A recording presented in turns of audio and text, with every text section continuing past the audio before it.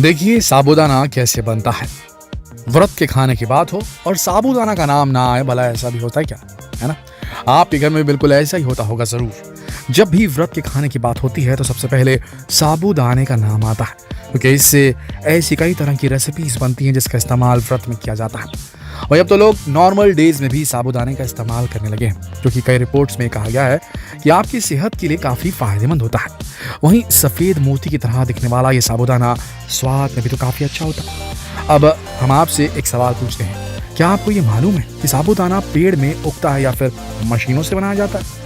इस सवाल का जवाब आप मुझे कमेंट सेक्शन में अभी लिखकर बता दिए, क्योंकि वीडियो में आगे तो हम ये जवाब देने वाले हैं। और अगर आपको इसका जवाब नहीं मालूम तो चलिए फिर देर की इस बात की है, क्योंकि आज हम आपको अपने इस वीडियो में यही बताने वाले हैं कि आखिर साबूदाना बनता कैसे है। तो आइए शुरू करते हैं हमारा आज का वीडियो। साबूदाने की खिचड़ी, हलवा, चाट, खीर जैसी कई रेसिपीज शायद आपने भी जरूर खाई होंगी। हाँ, आपको बता दें कि साबूदाना में कार्बोहाइड्रेट काफी मात्रा में पाया जाता है, साथ ही कैल्शियम और विटामिन सी की कुछ मात्रा भी मौजूद होती है। ब्रेकफास्ट के लिए तो साबूदाना बेस्ट फूड है। अगर आप सुबह के टाइम में से खाते हैं तो आपको दिन भर एक्टिव फील होगा और शरीर हेल्दी रहता है। वहीं जहां तक बात साबूदाने को बनाने की है तो आपको बता दें कि साबूदाना किसी तरह के अनाज से नहीं बनता है और ना ही सीधे ये पेड़ पर उगता है। सफेद रंग की छोटी छोटी गोलियों के रूप में दिखने वाले साबूदाने को लंबी प्रोसेस के बाद तैयार किया जाता है। आपको बता दें कि साबूदाना भारत में टैपियोका की जड़ों से और अफ्रीकी देशों में सैगो पाम नाम के पेड़ के तने के गूदे से बनता है। सागो पाम का पेड़ दिखने में बिल्कुल ताड़ की तरह एक पौधा होता है, पेड़ होता है। ये मूल रूप से पूर्वी अफ्रीकी पौधा है। पकने के बाद ये हल्का ट्रांसपेरेंट, नर्म और स्पंजी हो जाता है। आपको बता दें कि सागो पेड़ का जो तना होता है वो काफी मोटा होता है और इस पेड़ के नीचे वाले हिस्से को काटा जाता है, जिसे गूदा भी कहते हैं। दरअसल पहले इस गूदे को बड़े बड़े बर्तनों में निकाल कर रखा जाता है और इसे कई दिनों तक पानी में रखा जाता है। इसके बाद इसमें लगातार पानी भी डाला जाता है। इस प्रक्रिया को 4-6 महीने तक बार बार दोहराया जाता है। उसके बाद बनने वाले गूदे को निकालकर मशीनों में डाल दिया जाता है। फिर इसमें ग्लूकोज और स्टार्च से बने पाउडर की पॉलिश की जाती है और इस तरह साबूदाना बनकर तैयार हो जाता है। वहीं साबूदाना बनाने के लिए कच्चे माल के तौर पर टैपियोका रूट का भी यूज किया जाता है, जिसे इंटरनेशनल लेवल पर कसावा कहते हैं। ये बहुत हद तक शकरकंद जैसा होता है। बता दें कि साबूदाना बनाने के लिए सबसे पहले टैपियोका के पेड़ की जड़ को निकाल दिया जाता है। इसे कसावा रूट भी कहा जाता है। सबसे पहले टैपियोका की जड़ को पहले अच्छी तरह पानी से धोया जाता है और फिर इसके ऊपर का छिलका हटा दिया जाता है। फिर छिली हुई जड़ में पानी मिलाकर इसे अच्छी तरह से पीस लिया जाता है। टैपियोका की जड़ को पीसने के बाद जो मटेरियल निकलता है उससे स्टार्च और फाइबर अलग कर लिया जाता है। इसके बाद इसे बड़े बड़े बर्तनों में डालकर कई दिनों तक स्टोर किया जाता है। हालांकि बीच बीच में इसमें पानी डालते रहना चाहिए, जिससे मटेरियल सूखे नहीं। जब ये मटेरियल तैयार हो जाता है तो इसे सूखने के लिए डाल दिया जाता है। फिर इस मटेरियल को गोल गोल दिखने वाले दानों का रूप दिया जाता है, जो साबूदाने के रूप में हमें मिलता है। जहां तक बात साबूदाना को फैक्ट्रियों में बनाने की होती है तो वहां भी इसी प्रोसेस से काम पूरा किया जाता है। बस इसके लिए सबसे पहले टैपियोका के पेड़ों की जड़ों को हार्वेस्ट करके निकाल लिया जाता है। जड़ों को निकालने के बाद पानी से अच्छी तरह से साफ कर लिया जाता है। इसके बाद कसावा जड़ की ऊपरी परत यानी छिलके को पीलिंग मशीन से निकाला जाता है और फिर से पानी में अच्छी तरह से धोया जाता है। फिर इस जड़ को क्रॉसिंग मशीन में डालकर अच्छी तरह से पानी मिलाकर पीस लिया जाता है। जब ये जड़ अच्छे से पीसने के बाद दूधिया रंग के पेस्ट में बदल जाता है, इसके बाद इस पेस्ट से स्टार्च और फाइबर और पानी को अलग करने के लिए बड़े से कंटेनर में कुछ दिनों के लिए रखा जाता है और अलग करने के बाद इस गूदे को तब तक सुखाया जाता है जब तक इसकी नमी 12% न रह जाए। अब ये गुदा यानी स्टार्च बड़े बड़े पार्ट्स में होता है। इसे फिर से पीसा जाता है और मशीन के जरिए इन्हें साबूदाना के छोटे छोटे दानों में बदल दिया जाता है। भारत में साबूदाना की शुरुआत के बारे में जाने तो यहाँ साबूदाने का उत्पादन सबसे पहले तमिलनाडु के सेलम में हुआ था। साल 1943-44 में भारत में इसका उत्पादन एक कुटीर उद्योग के रूप में हुआ था।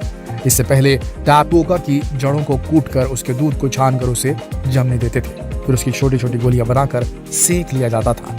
दरअसल तमिलनाडु में टैपियोका, साबूदाना और टैपियोका स्टार्च का बिजनेस तब शुरू हुआ जब सेकेंड वर्ल्ड वॉर के दौरान सिंगापुर, मलेशिया, हॉलैंड, जापान और संयुक्त राज्य अमेरिका से विदेशी साबूदाना और स्टार्च के इंपोर्ट पर रोक लगा दी गई, जिसके बाद भारत में साबूदाने की कमी होने लगी। हुआ यूं कि सेलम के मछली व्यापारी श्री मन्निकम चेट्टियार अपने व्यापार के सिलसिले में अक्सर केरल जाते रहते थे। वहां उनकी मुलाकात मलेशिया के रहने वाले श्री पोपट लाल जी शाह से हुई, जिन्हें टैपियोका स्टार्च बनाना आता था।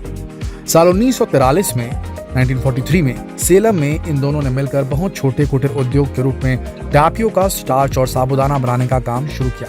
हालांकि उस वक्त साबूदाने की डिमांड इतनी तेज होने लगी कि उन्हें मशीनों से इसे बनाने का सोचना पड़ा और एक प्रतिभाशाली मैकेनिक श्री एम वेंकटचलम गौंदर की मदद से इस काम को पूरा भी किया गया, जिससे ये हुआ कि साबूदाना उद्योग की उत्पादन क्षमता प्रतिदिन 100 किलो के 2 थैलों से बढ़कर 25 थैले हो गए। साल 1944 में पूरे देश में अकाल पड़ा था। अब चूंकि तब तक साबूदाने को एक खाद्य पदार्थ के रूप में जाना जाने लगा था, इसीलिए उस वक्त सेलम के कलेक्टर ने सेलम से बाहर साबूदाना बेचने पर रोक लगा दी।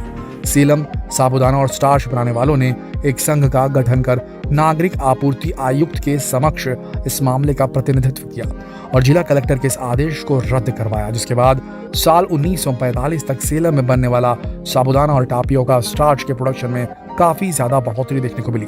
वैसे आपके लिए ये जानना भी जरूरी है कि कसावा पौधे का मूल आरंभ दक्षिण अमेरिका में हुआ था।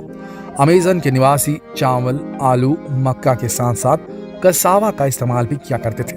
पुर्तगालियों ने अफ्रीकी तटों और आसपास के द्वीपों के साथ अपने व्यापार के जरिए अफ्रीका में कसावा की शुरुआत की थी। टैपियोका रूट साबूदाना और स्टार्च के लिए बुनियादी कच्चा माल है। टैपियोका 19वीं सदी के बाद के हिस्से के दौरान भारत में आया था। साल 1940 के दशक में मुख्य रूप से केरल, आंध्र प्रदेश और तमिलनाडु राज्यों में इसे उगाया गया। अब जैसा कि हमने आपको बताया कि जब टैपियोका से निकलने वाले स्टार्च और साबूदाना बनाने का तरीका भारत में शुरू किया गया इस्तेमाल करना, तो सबसे पहले हाथ से यानी मैनुअल रूप से साबूदाना बनाने का काम किया जाता था, लेकिन बाद में मशीनों के जरिए भी इसे बनाने का काम शुरू किया गया। आपको बता दें कि भारत टैपियोका रूट की पैदावार में अग्रणी देशों में आज की तारीख में आ चुका है। साबूदाना बनाने की करीब 650 से 700 फैक्ट्रियां तो अकेले तमिलनाडु राज्य के सेलम जिले में लगी हुई हैं। शायद ये बात आपको मालूम हो कि साबूदाना कमजोर हड्डियों को मजबूत बनाने का काम भी करता है। दरअसल हड्डियों को मजबूत करने, उनके विकास के लिए हमें कैल्शियम की जरूरत होती है और साबूदाना में कैल्शियम की अच्छी मात्रा पाई जाती है। साबूदाना में मैग्नीशियम की भी अच्छी मात्रा पाई जाती है, जो हमारे हड्डियों को टूटने से भी बचाता है। इन सब के अलावा साबूदाना मसल्स की ग्रोथ, पेट की समस्याओं से राहत दिलाने और वजन घटाने जैसी चीजों में भी बहुत मददगार साबित होता है। तो दोस्तों, कैसी लगी साबूदाने पर हमारी ये पेशकश?